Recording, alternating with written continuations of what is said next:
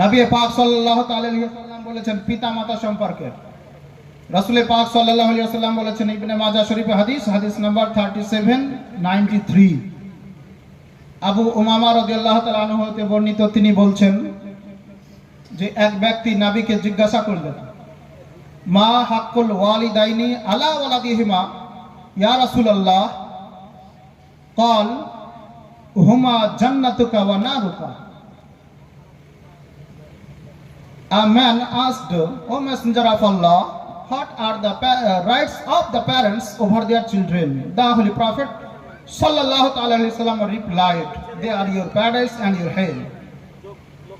এক ব্যক্তি রাসূল পাক সাল্লাল্লাহু আলাইহি ওয়াসাল্লামকে জিজ্ঞাসা করছেন পিতা মাতার মর্যাদা সম্পর্কে। ইয়া রাসূলুল্লাহ, সন্তানের প্রতি পিতা মাতার কি হক রয়েছে, পিতা মাতার কি অধিকার রয়েছে? নবী আমার এক বাক্যে উত্তর দিয়েছেন, মাত্র একটি সুন্দর বাক্যে। তো নবী আমার উত্তর দিলেন। প্রশ্ন কি হলো? নবীকে জিজ্ঞাসা করা, ইয়া রাসূলুল্লাহ, পিতা মাতার অধিকার কি রয়েছে সন্তানের উপরে? তো নবী আমার বলছেন, তারা তোমার জান্নাত, তারা তোমার জাহান্নাম।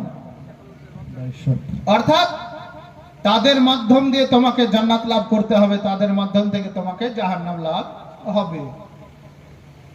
আরেকটি হাদিসে স্পষ্ট করা হয়েছে যে পিতামাতার সন্তুষ্টির মধ্যেই আল্লাহর সন্তুষ্টি, আর পিতামাতার অসন্তুষ্টির মধ্যেই আল্লাহর অসন্তুষ্টি। অর্থাৎ যে ব্যক্তি পিতামাতাকে সন্তুষ্ট করলো তার প্রতি আল্লাহ সন্তুষ্ট, আর যার প্রতি আল্লাহ সন্তুষ্ট তার জন্য জান্নাত অপেক্ষা করছে, আর যার প্রতি পিতামাতা অসন্তুষ্ট তার প্রতি আল্লাহ অসন্তুষ্ট, আর যার প্রতি আল্লাহ অসন্তুষ্ট তাকে জাহান্নামে যেতে হবে। এ হচ্ছে পিতামাতার মর্যাদা।